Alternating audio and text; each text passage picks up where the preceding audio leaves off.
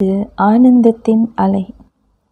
இன்றைய உங்களுக்கான நேரம் பெற்றோர்கள் தின விழா இந்த மாதம் வருவதால இனி ஒரு விதி செய்வோம் என்ற இந்த தொடரில் நாம் அமைதியான குடும்பம் அமைப்பதற்கான வழிகளை தெரிந்து கொள்ள போகிறோம். நான் சகோதரி பூபா, மலேசியாவை சேர்ந்தவர். நாம் ஒவ்வொருவரின் மேம்பாட்டுக்காக நடத்தப்படும் இந்த நிகழ்ச்சி நமது பல சவால்களை எதிர்நோக்கவும் வாழ்க்கையை இலேசாக்கி கொள்ளவும் தொடர்ந்தும் உதவி வருகிறது.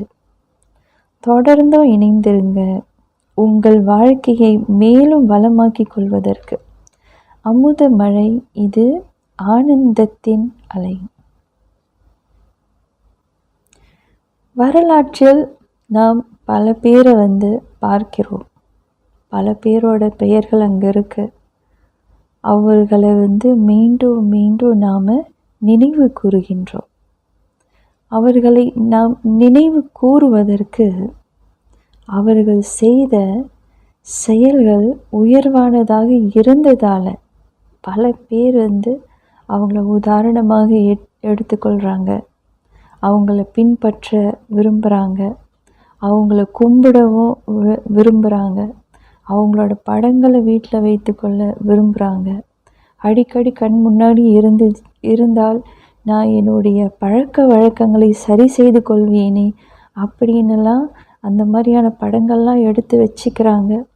ஆக இந்த மாதிரி ஒரு கும்பிட தகுதி வாய்ந்த அளவுக்கு ஒருத்தவங்க வளர்ந்து அல்லது நம்ம மனசில் குடியேறுகிறார்கள் அப்படி என்றால் என்ன மாதிரியான செயல்கள் அவங்க செஞ்சிருப்பாங்க?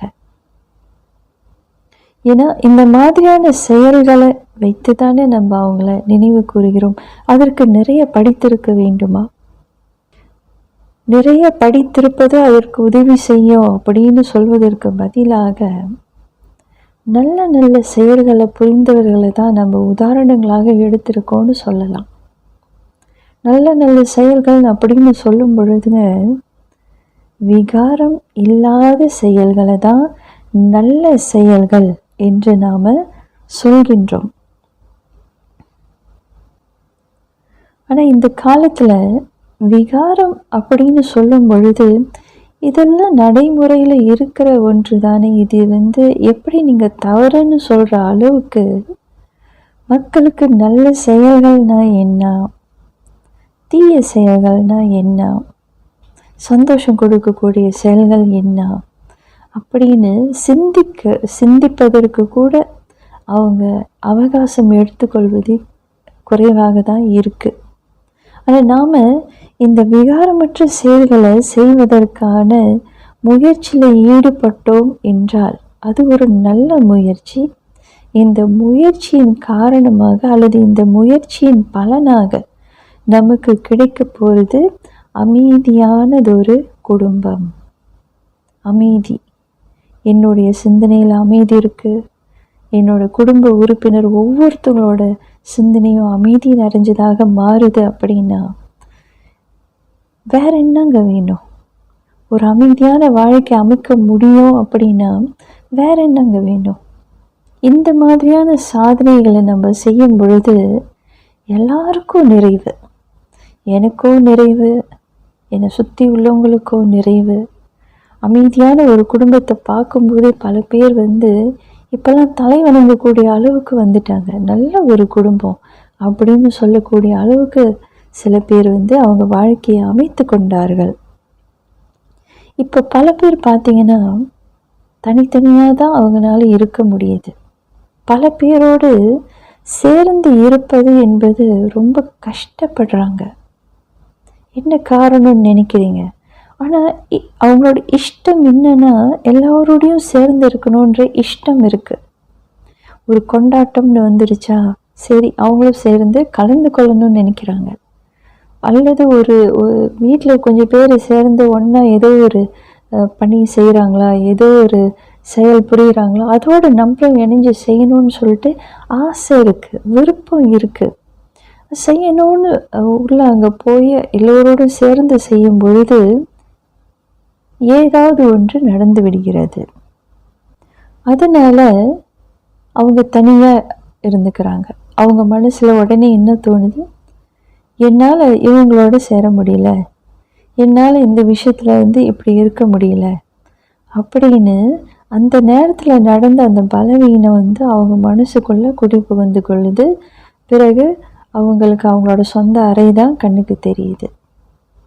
இப்போ அங்கேருந்து மீண்டும் வெளியே வந்து அவங்க மீண்டும் குடும்பத்தில் உள்ள மற்ற உறுப்பினரோடு சேர்ந்து அந்த பணியை ஆற்றுவதற்கு அவங்களுக்கு நேரம் எடுக்கிறது, சில பேருக்கு நாட்கள் எடுக்கிறது, சில பேர் ரொம்ப தயங்கி தயங்கி தயங்கி அவங்கள யாராவது போய் கூப்பிடணும், அந்த மாதிரி மனப்பக்குவம் வேறு நமக்கு இருக்கணும். அவங்கள போய் கூப்பிடலாம், அவங்க மனசு வேதனை அடைஞ்சிருக்காங்க, பரவாயில்ல சமாதானப்படுத்தி மீண்டும் அவங்கள நம்மளோடு சேர்ந்து இந்த செயல்களை செய்ய வைக்கலாம் அப்படின்னு அழைக்கக்கூடிய அளவுக்கு இன்னொருத்தவங்களுக்கும் அந்த மனப்பான்மை இருக்கணும் பாருங்கள்.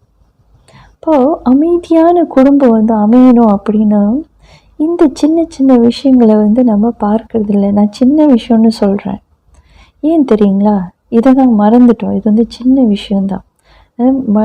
ஒருத்தவங்க மனம் தளர்ந்துட்டாங்க, மனசு உடஞ்சிட்டாங்க அப்படின்னா அவங்கள மீண்டும் சமாதானப்படுத்தி அவங்கள கூட்டிகிட்டு எல்லோரும் ஒன்றா சேர்ந்து செய்வோன்னு சொல்லி அழைப்பது நான் சின்ன விஷயம்னு சொல்கிறேன். சில பேர் அது நான் ஏன் போய் கூப்பிடணும், அவங்களுக்கா வர தெரியாதா? இந்த மாதிரியான உணர்வுகளோடு இருக்காங்க இந்த காலத்தில். உண்மை பார்த்தீங்கன்னாக்கா ஒன்றாக சேர்ந்து வாழ்வது என்பது நம்மளோட உண்மையான சுபாவம். இந்த சுபாவம் மாறிடுச்சு. இப்போ எல்லோரோடும் சேர்ந்து வாழ்வது என்பது என்னால் முடியாத ஒன்று அப்படின்னு சொல்லி சொல்லி நாம் நம்மை ஏமாற்றி கொள்கிறோம்.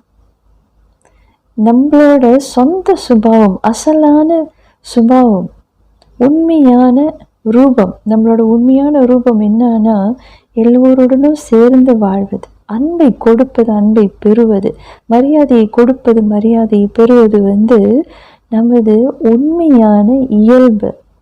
இனிமேல் கற்றுக்கொண்டு பிறகு செய்யக்கூடியது அப்படின்னு இல்லை. இது நம்மக்கிட்ட இருக்கிற ஒன்று, மறந்துட்டோம் இப்படி ஒன்று நம்மக்கிட்ட இருக்குன்னு. எவ்வளவு இனிமையான ஒரு அர்த்தமுள்ள பாடல். சரி, வாங்க இன்னும் ஆழமான விஷயங்களை பற்றி தெரிந்து கொள்வோம். வாங்க இன்னும் யோசிக்கலாம். நமக்குள்ள அவ்வளோ ஒரு தூய்மை நம்ம வச்சிருக்கணும்.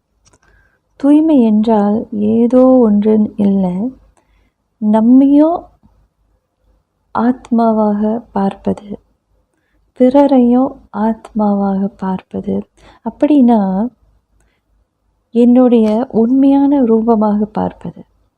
இதுக்காக தான் மீண்டும் மீண்டும் சொல்கிறோம், ஆத்மான்னு சொல்லும் பொழுது ஆத்மாவோட சுய குணம் அமைதி தான், அன்பு தான், சந்தோஷம்தான், எல்லா விதமான ஆக்ககரமான உணர்வுகள் தான்.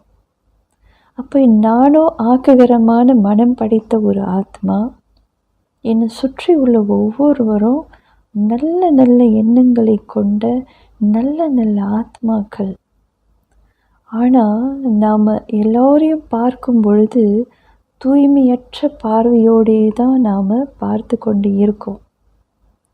இதெல்லாம் ஒரு பாவ செயல். தூய்மையற்ற பார்வையோடு நம்மை பார்ப்பதே பாவ செயல். நாம் என்ன நினச்சிக்கிறோம், யாரையும் துன்புறுத்தலைனாக்கா அடிக்கலை, சண்டை போடலை, பெரிய பெரிய சண்டையிலலாம் நான் ஈடுபடலை, அல்லது நான் பெரிய அளவுக்கு திருடெல்லாம் செய்யலை அப்படின்னா நான் பாவ செயல்கள் செய்யலை. இதெல்லாம் செஞ்சால் பாவ செயல். மற்றது சின்னதாக மனசு உடைப்பதெல்லாம் அது எல்லோரும் செய்யக்கூடியது தானே, அதெல்லாம் பரவாயில்ல அப்படின்னு நாம் மனதிற்குள்ள ஏதோ ஒரு மூலையில் யோசிக்கிறோம். எல்லாரையும் எப்போதும் நல்ல முறையில் நடத்துவது என்பது இனிமேல் தான் நான் கற்றுக்கொண்டு செய்யணும் அப்படின்னு நான் நினைக்கிறேன். இன்னொன்று அப்படி நினச்சா கூட நல்லது தான் பாருங்கள். ஏன் எல்லார்கிட்டேயும் நான் வந்து நல்லவனாக இருக்கணும்னு நான் மட்டும் முயற்சியை செய்யணும்? இந்த மாதிரி யோசிப்பதே ஒரு பாவ செயல் தெரியுங்களா? பாவ செயல்களை பற்றி கொஞ்சம் சிந்திச்சு பார்ப்போமா? பாவ செயல்கள் அப்படின்னா என்னதுன்னு நினைக்கிறீங்க? ஒருத்தவங்களுக்கு குழப்பத்தை உருவாக்கி விட்டுட்டோம், ஒருத்தவங்களுக்கு சந்தேகத்தை எழுப்பி விட்டுட்டோம், அல்லது கஷ்டம் கொடுத்துருக்கோம். கஷ்டத்தை கொடுப்பது என்ன? நான் வந்து அனுபவம் செய்கிறேன்னு வைங்க. நான் ஏதோ ஒரு காரணத்தினால ஒரு கஷ்டத்தை அனுபவம் செய்கிறேன்னு வைங்களேன். அப்படின்னா நான் எனக்கு துன்பத்தை தருகின்றேன். அது ஒரு பாவ செயல். சொல்கிறாங்க தானே, தற்கொலை செய்வது பாவ செயல் அப்படின்னு. அதாவது என்ன சொல்கிறாங்க, உனக்கு நீயே துன்பத்தை கொடுப்பதும் வந்து ஒரு பாவ செயலே. பாவ செயல் அப்படின்னா என்னங்க? என்னை நான் துன்புறுத்தும் போது அதன் விளைவு ஒன்று இருக்குது. அதான் கர்ம தத்துவம் சொல்லுது, நீ என்னென்ன செயல்கள் செய்கிறியோ அதற்கான விளைவுகள் வரும்னு. ஆக என்னை நான் துன்புறுத்த நான் என்ன ஆவேன்னு நினைக்கிறீங்க? ஆர்வமோடு எதுலையாவது ஈடுபடுவேன்னா இல்லை. என்னுடைய ஆர்வம் போனதற்கு, தொலைந்ததற்கு நானே காரணமாயிட்டேன் பாருங்கள். ஆக என்னை நான் துன்பப்படுத்தி கொள்வதும் கஷ்டப்படுத்த விடுவதும் ஒரு பாவ செயலி. எனக்கு வந்து நல்ல செயல்கள் எதுவுமே இல்லை, என்கிட்ட இருக்கிறது பூரா பலவீனம்தான், இந்த மாதிரி யோசிப்பது என்னை நான் துன்புறுத்துவது, மனம் தளருவது, இது எல்லாமே வந்து துன்புறுத்துறது தான் பாருங்கள். அகங்காரம் பாருங்கள், அகங்காரத்தில் என்னை ரொம்ப நான் என்னை போல் யாருமே இல்லை அப்படின்னு நினைப்பது ஒரு பாவ செயல். அது வந்து எனக்கு என்ன மாதிரியான துன்பத்தை பிறகு கொடுக்க போகுது? யாராவது ஒருத்தவங்க உன்னால் ஒன்றும் செய்ய முடியல, அல்லது உங்களை விட சிறப்பாக ஒருத்தவங்க செஞ்சிட்டாங்கன்னு வைங்க, உடனே உங்கள் மனசுக்குள்ளே அதை ஏற்றுக்கொள்ள முடியாமல் ரொம்ப கஷ்டப்படுவீங்க. அவங்க நம்மளை விட சிறப்பாக செஞ்சிட்டாங்களே, நான் ஒண்டி தான் நல்லா செய்வேன்னு நினச்சேன்னு அப்படின்னு அகங்காரத்தின் உச்சக்கட்டத்தில் இருக்கும்போது இந்த பாவமானது நமக்கு துன்பம் கொடுத்துரும். அதே போல் நான் மிகவும் தாழ்ந்தவனாக என்னை பார்க்குறேன், எனக்கு ஒன்றுமே தெரியாதுங்க, என்னால் எதுவுமே முடியாதுங்க அப்படின்னு நீங்கள் உங்களை இதெல்லாம் வந்து பணிவில்லை தெரியுங்களா? இது உங்களுடைய திறன்களை நீங்கள் வந்து அவமதிப்பது, உங்கள் மேலே நீங்கள் மரியாதை கொடுக்காமல் இருப்பது. இதுவும் என்ன செய்யும்? மற்றவர்களிடமிருந்து ஒதுக்கிவிடும். என்னால் ஒன்றுமே செய்ய முடியல, என்னால் அவங்க மாதிரி செய்ய முடியல, இவங்க மாதிரி செய்ய முடியலன்னு சொல்லி நம்ம அடிக்கடி இதை பயன்படுத்தும்போது அது வந்து எனக்கே நான் துன்பத்தை கொடுத்து நான் அவங்களை பிறரிடமிருந்து ஒதுங்க செய்து விடுகிறது. ஆக அமைதியான ஒரு வாழ்க்கையை நான் அமைத்து கொள்ள வேண்டும் என்றால் இந்த மாதிரியான விகாரங்கள் எல்லாம் எனக்குள்ளே வைத்து கொண்டு எப்படி நான் ஒவ்வொரு செயலையும் நல்ல செயலாக செய்ய முடியும்? பாவ செயல்கள் பாருங்கள், பல பேர் இதை வந்து யோசிக்கிறது இல்லை. பாவ செயல்கள்னால் என்னன்னு. பாவ செயல்கள் சிந்தனையில் வந்தாலே அடுத்தது அது செயலாக போகுது. நம்ம வந்து மற்றவங்களோட சில சமயத்தில் பாருங்கள், எல்லாரும் ரொம்ப சந்தோஷமாக இப்போல்லாம் பாருங்கள், நடிகர்களை பற்றி வதந்தி பேசுவது அப்படின்னு அது ரொம்ப சுவாரஸ்யமாக உட்காந்து கேட்டுட்ருக்கோம். வதந்திகளை பேசுகிறது சரி, நடிகர்களை விடுங்க, குடும்பத்திலேயே என்ன நடக்குது? புறம் பேசுவது இருக்குதானே, வதந்தி பரப்புவது இருக்குதானே. உறவினர்கள் மத்தியிலேயே நம்ம என்னென்ன பேசுகிறோம்? உறவினர்கள் இருக்காங்க, அவங்கள பற்றி நம்ம குடும்பத்தில் என்ன பேசுகிறோம்? ஆக என்ன மாதிரியான அபிப்பிராயங்களை நம்ம பகிர்ந்து கொள்கிறோம்? ஒருத்தவங்களோட பலவீனத்தை போய் நம்ம குடும்ப உறுப்பினரோடு நம்ம பகிர்ந்து கொண்டோம் என்றால் நல்லதை செய்கின்றோமா? பிறகு அமைதியான வாழ்க்கை எனக்கு அமையவில்லை என்று ஏன் சொல்கிறோம்? சொன்ன வார்த்தைகள் பூரா மற்றவங்களோட மனதில் கஷ்டத்தை கொடுக்கக்கூடிய வார்த்தைகளை பேசுகிறோம். அவங்க அந்த இடத்துல இல்லாமல் இருந்தாலும் அவங்களோட பலவீனத்தை பற்றி என்னோட குடும்ப உறுப்பினரோடு சேர்ந்து பேசும் பொழுது அது ஒரு நல்ல சூழலை உருவாக்கவில்லையே. இப்போ ஒரு 4 பேர் சேர்ந்த அந்த குடும்பத்தில் இந்த 4 பேரும் நீங்கள் யாரை பற்றி பேசுனீங்களோ அவங்கள பற்றி தவறாக நினைக்கிறாங்க. அப்போ இந்த அதிர்வுகள் அந்த ஆத்மாவிடம் சென்று சேரும். யாரை பற்றி பேசுனீங்களோ இப்போ அவங்க மனசில் நீங்கள் இப்போது இந்த 4 பேரும் சேர்ந்து நினைக்கும் பொழுது அவங்க மனசில் அந்த பாதிப்பு வந்துருச்சு. நீங்கள் இப்போ அவங்க ஏசுறீங்க அப்படின்னாக்கா அவங்களுக்கு அந்த யாரோ ஏசுறதுனால அங்கே ஒரு பாதிப்பு வருது. அதனால் அவங்க அங்கே சரியாக செயல்பட முடியாமல் போகுது. இதெல்லாம் பாவ செயல்கள். உண்மையிலேயே எனக்கு அமைதியான வாழ்க்கை வேண்டுமா? இந்த பாவ செயல்களை விட்டுருவோம். வேண்டாம் நமக்கு. ஏசுவது ஏறக்குறைய நம்மளுக்கு ஏறக்குறைய தெரியும் இது பாவ செயல் அப்படின்னு சொல்லிட்டு. பொறாமைப்படுவது பாவ செயல் இல்லையா? பேராசைப்படுவது பாவ செயல் இல்லையா? பாவ செயல்கள் தான் காட்டியவர். எப்பொழுதோ புண்ணியம் தரக்கூடிய செயல்களை, சந்தோஷம் தரக்கூடிய செயல்களை செய்து எல்லோரையும் திருப்தியாக வைத்து கொள்ள வேண்டும் என்று கடவுள் நமக்கு வழி காமிச்சிருக்காரு. என்றைக்குமே அவங்க பொய் சொல்லுங்க, திருடுங்க, அடிங்க, எல்லாருக்கும் துன்பம் கொடுங்க அப்படின்னு கடவுள் நமக்கு வழி காட்டியதாக எங்குமே போதிக்கப்படவே இல்லை. தர்மத்தை நிலைநாட்டுங்க, சத்தியம் பேசுங்க, உண்மை பேசுங்க, மரியாதை கொடுங்க, மரியாதை பெற்றுக்கொள்ளுங்க, இந்த மாதிரியான செயல்களை தான் செய்ய சொல்லி நமக்கு சொல்கிறாரு. யாரும் விரும்பி பாவ செயல்கள் செய்வதும் இல்லை. அவங்க தன்னை மறந்ததுனால இந்த பாவ செயல்களை செய்து கொண்டு இருக்காங்க. ஓகே, ஆனால் இந்த பாவ செயல்களிலிருந்து நாம் நம்மை விடுவித்து கொண்டு ஒவ்வொரு செயல்லையும் சந்தோஷம் நிறைஞ்ச எல்லாருக்கும் நிம்மதி தரக்கூடிய செயல்கள் வரணும்னா சில புரிந்துணர்வுகள் நமக்கு எப்போதுமே இருக்கணும். உதாரணமாக பார்த்தோம்னா, நம்ம கேள்விப்பட்டிருக்கோம், உலகம் ஒரு நாடக மேடையில் அதை நாம் நடிகர்கள். யாருங்க இந்த நடிப்பை போட்டிருக்காங்க? யார் நம்ம நடிக்கிறோன்னு சொல்கிறாங்களே, யார் நடிக்கிறா? ஆத்மாவான நான் பாகம் எடுத்து நடிக்கின்றேன். இப்போ ஆத்மா அப்படின்னு தனியாக ஒன்று எடுக்கணும், பாகம் அப்படின்னு தனியாக ஒன்று இருக்கணும். ரெண்டும் வெவ்வேறாக பார்க்கணும். பாகமே நான் அப்படின்னு மாறிடக்கூடாது. நல்லா யோசிச்சு பாருங்கள். நடிகன் நடிகன் நடிகன் என்ற வார்த்தை அதிகம் கேட்குறோம். நடிகன் என்றால் நான் ஒரு பாகத்தை, நான் அப்படின்னு ஒன்று இருக்குது, பாகம் என்ற ஒன்று இருக்குது. அப்போ இந்த நான் யார்? என்னது அது? பாகம் தெரியுது, நான் அப்பாவாக இருக்கேன், அம்மாவாக இருக்கேன். அப்போ அப்பான்ற கடமை என்னது, அதுக்கு நான் என்னென்ன செய்யணும், இதெல்லாம் தெரியுது. ஆனால் அந்த பாகத்தை ஏற்று நடிக்கும் நான் யார்?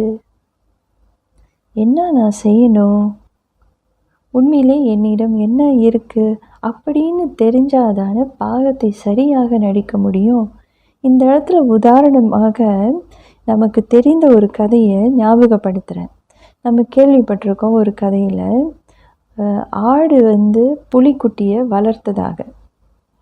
புலி குட்டியாக இருந்தது, அந்த ஆடு தாயாக இருந்து அதை வளர்த்து வந்தது. புலி தான் புலி என்பதை மறந்து தானும் ஆடுதான் அப்படின்னு ஆடு போல நடந்து கொண்டது. என்னைக்கு தான் புலின்னு தெரிந்ததோ அப்பொழுது தான் அது புலி இனத்தை சேர்ந்து பிறகு தன்னுடைய வாழ்க்கையை மாற்றி அமைத்து கொண்டது என்ற கதையை நாம் கேட்டுக்கொண்டிருக்கோம். இந்த கதையின் மூலமாக நம்ம என்ன தெரிஞ்சுக்கிட்டோம்? நான் என்பது என்ன, அது எனக்கு தெரிந்தால் எனது பாகத்தை என்னால் இன்னும் சிறப்பாக நடிக்க முடியும். என்னால் என்னோட பாகத்தை நடிக்க முடியும். இன்னொருத்தவங்களோட பாகத்தை நான் செய்யறதுக்கு முயற்சி செய்யும் பொழுது அங்கே எப்போதுமே ஒரு தவறு இருந்து கொண்டே இருக்கும். இப்போ புலி தன்னை ஆடாக நினைத்து கொண்டு வாழும் பொழுது அது கஷ்டம்தான் பட்டிருக்கும். ஏன்னா அதோட பல்லு அமைப்புகள் பார்த்திங்கனாக்கா வேறு, இந்த ஆடுகளின் பல்லு அமைப்பு பார்த்திங்கனாக்கா வேறு. இப்போ ஆடுகளுக்கு சாப்பிடும் அந்த உணவு சரியாக இருக்கும். புலி தன்னை ஆடாக நினைத்து கொண்டு அந்த புல்லை சாப்பிடும்னு சொல்லி முயற்சி செய்யும் பொழுது அதுக்கு அது சுலபமாக இருக்காது, கஷ்டமான ஒன்றாக இருக்கும். ஆனால் இப்படி தான் போல இருக்கு நம்மளுடைய வாழ்க்கைன்னு ரொம்ப கஷ்டப்பட்டு ஒவ்வொரு விஷயத்திலும் கஷ்டப்பட்டு தான் அதனால் ஆடாக இருக்க முடிஞ்சிருக்கும் இல்லைங்களா? கொஞ்சம் அந்த மாதிரி கொஞ்சம் சிந்திச்சு பாருங்கள். அப்போ நான் இப்பொழுது என் வாழ்க்கையில் கஷ்டங்களை அனுபவிக்கின்றேன் என்றால் என்னை மறந்ததால் தான். நான் ஒரு பாகம்னு என்னோடய பாகத்தை மட்டும் யோசிக்கிறேன்.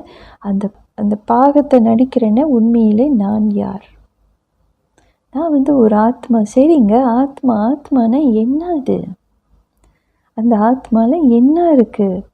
அதை தான் நம்ம சொல்கிறோம். ஆத்மாவான என்கிட்ட நல்ல குணங்கள் அல்லது அமைதி அல்லது சந்தோஷம், அமைதி, அன்பு, இது எல்லாமே என்னுடைய சொந்த குணம், உண்மையான குணம், இயல்பு. என்கிட்ட இருக்கிற அசுரத்தன்மைகள், அதாவது கோபப்படுவது, பேராசைப்படுவது, பொறாமைப்படுவதெல்லாம் என்னை நான் மறந்ததாக நான் தவறாக செய்யக்கூடிய செயல்கள். இது என்னுடைய ஒரிஜினல் செயல் இல்லை. என்னை நான் சரியாக தெரிஞ்சுக்கிட்டேன் அப்படின்னா இந்த மாதிரி நடந்து கொள்ள மாட்டேன். தெரிந்து கொள்வோம். வாங்க இன்னும் யோசிக்கலாம்.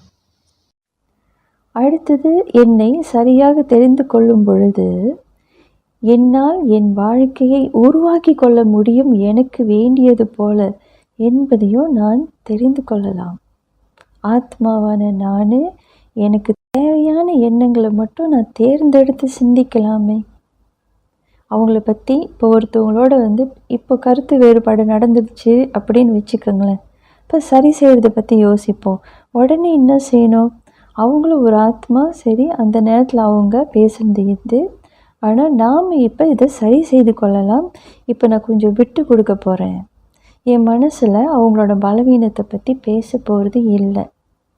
பாருங்கள், கதைகளில் நம்ம பார்த்துருக்கோம்.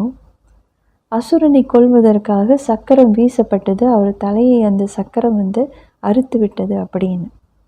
இதோட உண்மையான அர்த்தம் தெரியுங்களா? தலையை அறுத்து விட்டதுன்னா என்னங்க அர்த்தம்? அந்த நபரை பற்றி நான் தீயதாக நினைப்பது கூட நான் அனுமதிக்கலை. அவங்க செய்த நல்லதை தான் நான் செய்ய அனுமதிக்கிறேன். மனிதர்கள் அப்படின்னு நம்ம மனதுக்குள்ள நினச்சி அவங்கள பற்றி பேசும் பொழுது, பாகத்தை பற்றி பேசும் பொழுது தவறான எண்ணங்கள்லாம் அங்கே வந்துடுது. சக்கரம் என்று சொல்லும் பொழுது அந்த சக்கரத்துக்கு அங்கே பேர் சொல்லுவாங்க சுதர்சன சக்கரம்னு. சுய தரிசன சக்கரம். சுயம் என்னது? அவங்க ஒரு ஆத்மா. அந்த சுயத்தோட தரிசனம் நமக்கு இருக்கணும். அந்த ஆத்மா, நானும் ஆத்மா. அங்கே நடந்தது நாடகம். அந்த நாடகத்தில் அவருடைய பாகம் அது, என்னுடைய பாகம் இது. அந்த நேரத்தில் அப்படி செய்து விட்டாலும் அதை தொடர்ந்து அது தவறாக ஏதோ ஒன்று நடந்துருச்சு அப்படின்னா அதை தொடர்ந்து நான் நினைத்து கொண்டு மீண்டும் மீண்டும் அவங்கள பலவீனமானவங்க, மோசமானவங்க அப்படின்னு என் மனசில் ஏசுவதால் என்ன நன்மைங்க இருக்குது? என்ன நன்மை இருக்குது? உங்கள் மனசுக்காவது சந்தோஷம் வந்துடுமா? அல்லது நீங்கள் சந்தோஷமான அதிர்வுகளை உங்கள் வீட்டில் பரப்பி கொண்டு இருக்கீங்களா? இல்லைங்களே. இப்போது இந்த மாதிரியான பாவ செயல்களை தொடர்ந்து செய்து கொண்டே இருந்தோம்னா அமைதியை எங்கே கொண்டு வருவது? இப்போ அமைதியை கொண்டு வர வேண்டும் என்ற எண்ணம் எனக்கு ரொம்ப ஆழமாக இருக்குது அப்படின்னா பாருங்கள், ஒரு தவறான ஒரு செயல் நடந்துருச்சு, அதில் 2 பேருக்குமே மனஸ்தாபம் ஏற்பட்டுடுச்சு. இப்போ என் மனசுக்குள்ளே இப்போ நான் என்ன செய்யலாம்? அதை மாற்ற முடியும் பாருங்கள். அது ரொம்ப சூடான ஒன்றா என் மனசில் ஓடாமல் இருக்கணும்னா உடனே அவங்க செஞ்ச நல்ல விஷயத்த நினச்சி பார்க்கணும். அங்கே நடந்த அந்த தவறான விஷயத்த அந்த இடத்துல தூக்கி போட்டுடணும், முற்றுப்புள்ளி வச்சுருங்க. ஆனால் அவங்க செய்த நல்லதை கொஞ்ச நேரம் நம்ம நினச்சி பார்த்து தீய உணர்வுகள் நமக்குள்ளே வளராமல் இருக்க அதை தவிர்ப்பதற்கு நல்ல எண்ணங்களை நினச்சி நம்ம நல்ல உணர்வுகளை அங்கே அனுப்பிடணும். இப்படி செஞ்சோம்னா நம்மளால் மீண்டும் அவங்களோடு போய் பேசுவதற்கு ரொம்ப ரொம்ப சுலபமாக இருக்கும். அதனால தான் நம்ம ஆத்மா, நடந்தது நாடகத்தில் ஒரு காட்சி. அவ்வளோதான். அந்த மாதிரி உங்களால் பார்க்க முடிஞ்சிச்சுன்னா, சரி அந்த காட்சி முடிஞ்சிச்சு, இப்போ நான் வேற ஒரு காட்சியை ஆத்மாவான நான் நல்ல காட்சியாக அதை மாற்றி அமைத்து கொண்டு வர போகிறேன். இந்த சிந்தனை வச்சுருந்தீங்க அப்படின்னா மாற்றுவதற்கு நீங்கள் முயற்சி செஞ்சு அதை மாற்றிடுவீங்க, நல்ல ஒன்றாக உருவாக்கிடுவீங்க. அப்போ அமைதியான வாழ்க்கை நீங்கள் உருவாக்குவதற்கு தகுதியானவர். ஆனால் அங்கே நடந்ததே அது எல்லாமே உண்மை உண்மை உண்மை உண்மை நினச்சிட்டு இருந்தீங்கன்னா வாழ்க்கையில் வந்து அமைதி வருவது என்பது முடியாத ஒன்றே. ஆக ஞாபகம் வச்சுக்கோங்க, நம்ம ஆத்மா நம்மனால நம்ம வாழ்க்கையை உருவாக்க முடியும். நம்மளுக்கு நம்ம வாழ்க்கையை ஆட்சி செய்யக்கூடிய சக்தி இருக்குது. புலனங்கங்களை கட்டுப்படுத்தி வழி நடத்தக்கூடிய சக்திகள் நமக்கு இருக்குது. ஆக அதை நாம் பயன்படுத்தி கொள்ளலாம். இன்னொரு சக்தி இருக்குது, மனதில் என்னென்ன எண்ணங்கள் உருவாக்கணுமோ தேர்ந்தெடுத்து நினைப்பது. ஏன்னா எண்ணங்கள் தான் விதை. வச்சிருக்கிற விதை பூரா நல்லதை கொடுக்கக்கூடிய விதையாக எண்ணங்களாக வச்சுருந்தீங்கன்னா உங்களோட செயல்கள் பூரா நல்லதாக அமைவதற்கு எடுத்து பாருங்கள். வாழ்க்கையில் இப்போ எப்படி நடிகர்கள்னு சொன்னோம் இல்லைங்களா, ஒவ்வொருத்தவங்களும் வெவ்வேறு பாகம். அப்படின்னா எல்லாருமே வித்தியாசமானவங்க. ஆனால் நாம் எப்படி எதிர்பார்ப்போம், நமக்கு வேண்டிய மாதிரி எல்லாரும் வந்து எல்லா விஷயத்தையும் செய்யணும்னு எதிர்பார்க்குறோம். முடியுமா? எல்லாரும் அவங்களுக்குன்னு ஒரு மனசு இருக்குது, அவங்களுக்குன்னு சிந்தனை திறன் இருக்குது. ஆத்மான்னு சொன்னிங்கன்னா எல்லோரும் ஆத்மான்னு சொன்னோம் இல்லைங்களா, ஒவ்வொரு ஆத்மாவுக்கும் 3 விதமான பகுதிகள் இருக்குது. ஆத்மாவை சேர்ந்தது தான் இந்த மனசுன்ற பகுதி, புத்தி என்ற பகுதி, பழக்க வழக்கங்கள் என்ற அந்த ஆழ்மன பகுதி. இது எல்லாமே ஆத்மாவில் இருக்குது. அப்படின்னா என்னது, நான் எத்தனை பிறவி எடுத்துகிட்டு போனாலும் இது எல்லாமே என் கூடையே வரும். எந்த மாதிரி சிந்திக்கிறேன், எந்த மாதிரியான முடிவுகள், எப்படி முடிவுகள் எடுப்பேன், இந்த மாதிரியான சுபாவங்கள் எல்லாம் நம்ம உருவாக்கி வச்சுருக்கோம். அது என் கூடவே வரும். கெட்ட பழக்கங்கள் தான் என்னோடய சுபாவமாக நினச்சி வாழ்கிறேன்னா அதுவும் என் கூட அடுத்தடுத்த பிறவிக்கு வரும். அதனால தான் இப்போவாவது நம்ம இந்த நல்ல நல்ல சிந்தனைகளை பற்றி யோசிக்கிறோமே இந்த உங்களுக்கான நேரத்தில், இப்பொழுது நான் இதை ஏன் மாற்றிக்கொள்ளக்கூடாது அப்படின்னு ஒரு முடிவு எடுத்து, உண்மைதான் நான் ஒரு ஆத்மா, நடப்பது நாடகம், நடந்து முடிந்ததை என்னால் மாற்ற முடியாது, ஆனால் நடக்கப் போவதை என்னால் மாற்றுவதற்கு சில முயற்சிகள் செய்யலாம். ஏன்னா அமைதியை நானும் விரும்புகிறேன், அனைவரும் விரும்புகிறார்கள். சந்தோஷத்தை நானும் விரும்புகிறேன், அனைவரும் விரும்புகிறார்கள். அன்பை விரும்புகிறார்கள். அன்பை கொடுத்தால் என்ன, விட்டு கொடுத்து தான் போவோமே, சமாதானம் பேசி தான் போவோமே, மற்றவங்களோட வித்தியாசங்களை ஏற்றுக்கொள்வோமே. முடியுமா? வித்தியாசங்கள் என்று ஒன்று உண்டு என்பதை நாம் ஏற்றுக்கொண்டோம் என்றால், கண் முன்னாடி நம்ம பார்க்குறவங்க, நம்மளோட பழகுவர்களை நமக்கு வேண்டிய மாதிரி இருக்கணும் அப்படின்ற எதிர்பார்ப்புகள் இல்லாமல் போயிடும். அவங்க உள்ளவாறே நாம் அவங்கள ஏற்றுக்கொள்வோம். இவங்க இப்படி நடந்துக்குவாங்க. ஆனால் நல்லதை மட்டும் நீங்கள் பார்த்து ஏற்றுக்கொள்ளுங்க. பலவீனத்தை ஏற்றுக்கொள்ளாதீங்க. ஏன்னா பலவீனம் இன்றைக்கி அவங்களுக்கு இருக்கும், நாளைக்கு அது மறையும். உங்களோட நல்ல பார்வை இருந்துச்சுன்னா சீக்கிரமாக அந்த பலவீனம் அவங்கள விட்டு போயிடலாம். ஏன்னா அது ஆத்மாவோடு சேர்ந்த ஒரு குணம் அல்ல, அது உடல் உணர்வினால் வந்த ஒரு குணம். நாளைக்கு அவங்க நல்ல நல்ல விஷயங்களை கேட்டு அவங்களால அவங்களோட அசலான குணத்துக்கு போயிட முடியும். அதனால் ஒட்டி கொண்டு இருக்கும் பலவீனம் என்ற அதை போய் நம்ம பார்த்துட்டு இல்லாமல், ஒருத்தவங்களை மதிப்பீடு செய்யும் பொழுதே அவங்களுடைய நல்ல நல்ல விஷயங்களை பார்த்து அவங்களுக்கு நல்ல நல்ல தலைப்புகளை கொடுங்க. இவங்க நிறைய ஒத்துழைப்பு கொடுப்பாங்க, இவங்க இந்த மாதிரியான திறன் உள்ளவங்க, அவங்க அந்த விஷயத்தில் நல்லா செய்யக்கூடியவங்க அப்படின்னு நல்ல நல்ல தலைப்புகளை மற்றவங்களுக்கு கொடுத்து மனதில் பதிய வைத்து கொண்டு அவர்களை நீங்கள் பார்க்கும் பொழுதே நல்லதாக பார்த்தீங்க அப்படின்னா எல்லோருக்கும் நீங்கள் மறைமுகமாக நல்ல புண்ணிய செயல்களை செய்கிறீங்கன்னு தெரியுங்களா? ஏன்னா உங்ககிட்டேருந்து நல்ல பார்வை போகிறது. அப்போது அவங்க மனசுக்குள்ளே நல்ல உணர்வுகள் தோன்றுவதற்கு வாய்ப்பு இருக்குது. தீயதை பேசும் பொழுது எப்படி அவங்க மனசில் தீய எண்ணங்கள் வருகிறதோ அதே போல் நல்லதை பேசும்போது அவங்களுக்குள்ள நல்ல விஷயங்கள் உருவாகும். இதை ஏன் செய்யக்கூடாது? இந்த மாதிரி பேசுவோமே. ஆக அமைதியான குடும்பத்தை உருவாக்கி கொள்வதற்கு இன்னைக்கு நான் உங்களுக்கு சொன்ன ஒரு வழிமுறை என்னன்னா, மீண்டும் ஞாபகம் வச்சுக்கோங்க. நாம் ஆத்மாக்கள், நாம் ஒரு பாகத்தை ஏற்று நடிக்கின்றோம். அந்த பாகமே நான் என்று நினைக்க வேண்டாம். பாகத்தை ஒதுக்கி பாருங்கள். அப்புறம் எல்லாருக்கும் வெவ்வேறு பாகம் இருக்குது. எல்லாரும் ஒரே பாகம் நடிக்கலை. ஒரு ஒரு ஒரு நாடகம் பார்க்குறோம் அப்படின்னா கதாநாயகன் இருக்காங்க, கதாநாயகி இருக்காங்க, உப நடிகர்கள் இருக்காங்க பாருங்கள். வேறு சின்ன சின்ன பாகங்கள் நடிக்கக்கூடியவர்களும் இருக்காங்க. இப்போது அவங்க பாகத்தை நடிப்பதற்கு விடுங்க.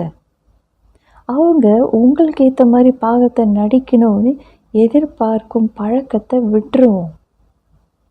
இது நமக்கு நல்லதை செய்யும். விட்டுட்டோம்னா அவங்க எப்படி இருக்காங்களோ உள்ள வரை ஏற்றுக்கொள்வோம். நம்ம திருத்தணும்னு சொல்லிட்டு அவங்கள திருத்துறதுல தான் நம்ம வார்த்தைகளை கொட்டி கொண்டு இருக்கோமே ஒழிய, நம் மீது கவனம் செலுத்தி நம்மளும் சில விஷயங்களை மாற்றிக்கொள்வோம். பார்வையே மாறி ஆக வேண்டும். என்னையும் நான் மறக்காமல், நான் ஆத்மா, என்கிட்ட எல்லா விதமான நல்ல குணங்களும் இருக்குது. அவங்களும் ஆத்மா, அவங்கக்கிட்டேயும் எல்லா விதமான நல்ல குணங்கள் இருக்குது. இன்னும் எல்லாமே மோசமான செயல்கள் செய்கிறாங்க. நல்ல செயல்கள் எவ்வளவோ செய்கிறாங்க. அதையும் மறந்துட்டு அவங்க செய்த அந்த சில தவறான செயல்களை மட்டும் நம்ம ஞாபகப்படுத்தி வைத்து கொள்கிறோம். இதை நம்ம தூக்கி போட்டுட்டோம் அப்படின்னா, நல்ல செயல்களை நம்ம சேர்த்து வைத்து கொண்டோம்னா அமைதியான குடும்பத்தை நம்மளால் நிச்சயமாக கொண்டு வர முடியும். யாரெல்லாம் பார்க்குறோமோ எல்லாரோடைய நல்ல செயல்களை நான் எனக்குள்ளே பதிய வச்சுருக்கேன் அப்படின்னா, நான் புண்ணிய செயல்கள் தான் பிறகு செய்ய போகிறேன், செஞ்சிட்ருப்பேன். அப்போது அமைதியான வாழ்க்கை அமைப்பதற்கு இந்த ரகசியத்தை நம்ம தெரிந்து கொண்டு ஒவ்வொரு முறையும் நான் அப்படின்னு சொல்லும் பொழுதெல்லாம் உடனே ஞாபகம் வச்சுக்கோங்க, நான் ஒரு ஆத்மா, அவங்க ஒரு ஆத்மா.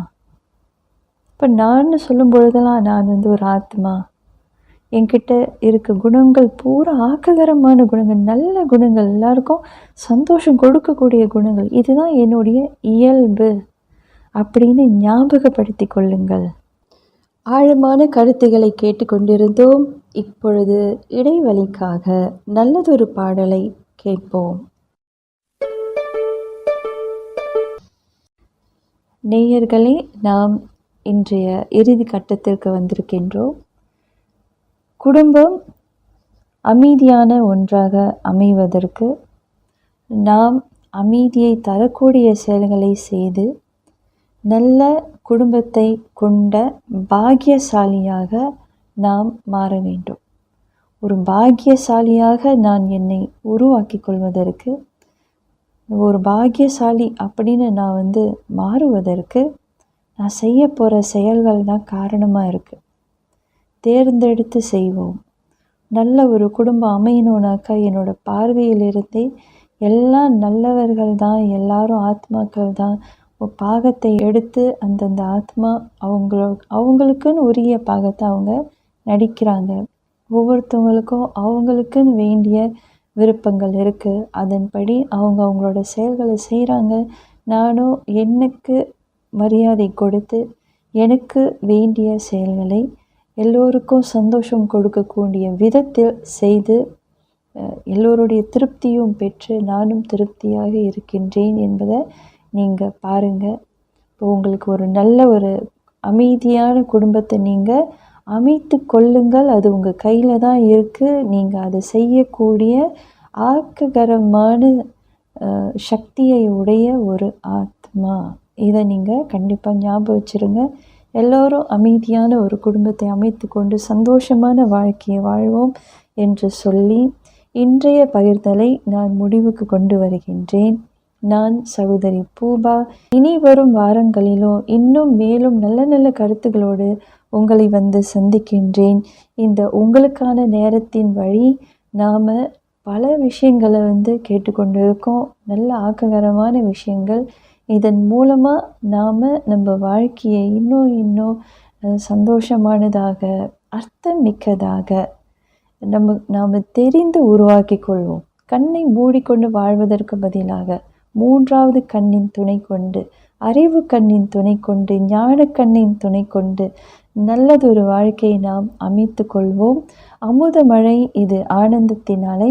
இனி வரும், அடுத்தடுத்து வரும் இனி ஒரு விதி செய்வோம் என்ற தொடரில் நல்ல நல்ல தலைப்புகளோடு உங்களை சந்திக்கின்றேன். நன்றி, வணக்கம். அமுதமழை, இது ஆனந்தத்தின் அலை. ஆழமான கருத்துக்களை கேட்டுக்கொண்டிருந்தோம். இப்பொழுது இடைவெளிக்காக நல்லதொரு பாடலை கேட்போம்.